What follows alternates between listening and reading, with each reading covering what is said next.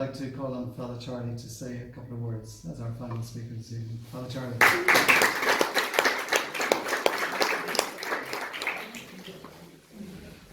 Thanks, Dermot. I like all the hints. A couple of words. Brian Duffy's in a hurry.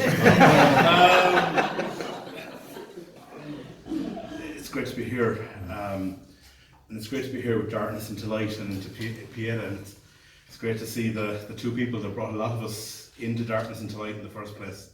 Maeve and Alan here this evening.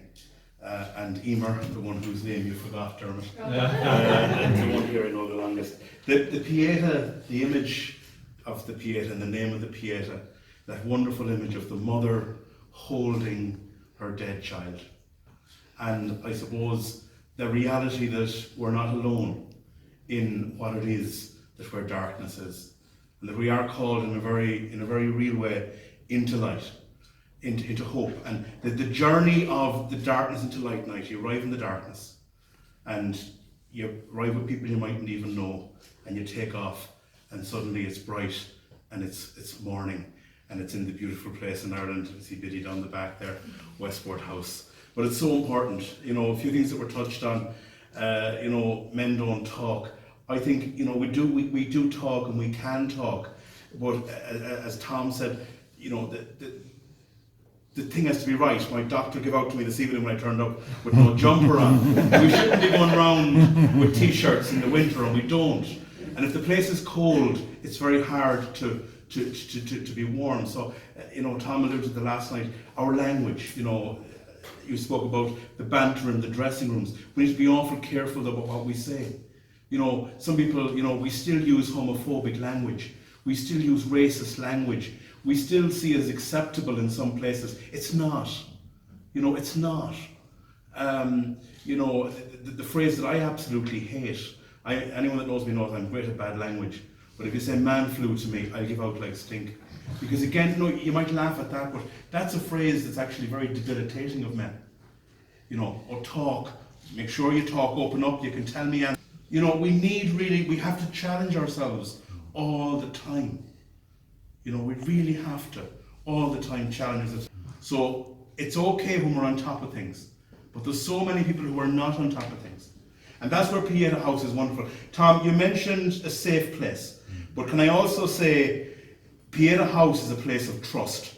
And for people who are vulnerable, trust is awful important. Pieta House is a trusted name. And all the apologising you're doing about the online thing is making it a more trusted name. And we appreciate that, and we're thankful for that.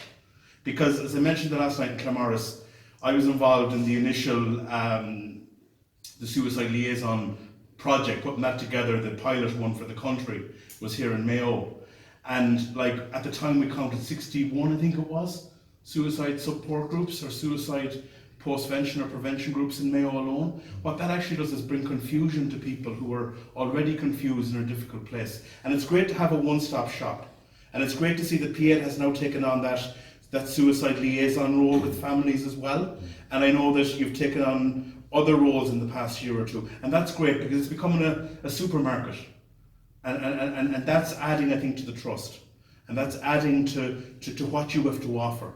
So for that, we're deeply grateful to Pieta House. People have often said to me, there's nothing there. And the reality is sometimes, until it affects ourselves, our own families, we don't know what's there. But through things like Darkness into Light, we know what's there.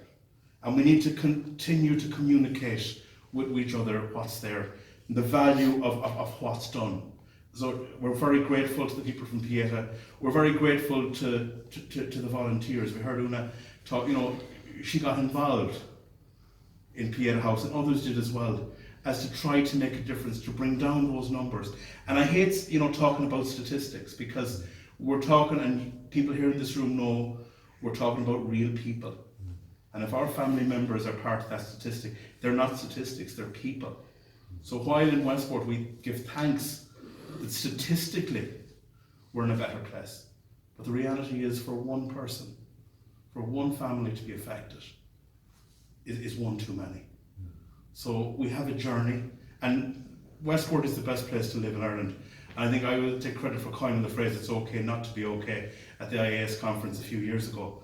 And the problem with Westport is because everything is grand. Oh, you live in Westport, it's a great town, oh, it's mighty, it's great, you have everything you want. Oh, geez, hold on a second, I'm living in Westport, sure, I should be sound. And I'm not. It's okay not to be okay in Westport.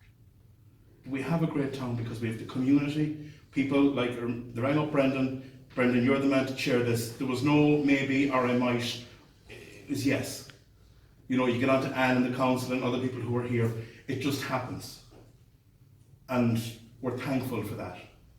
And look at, I shut up. The online thing won't be a problem, Tom. It won't be a problem.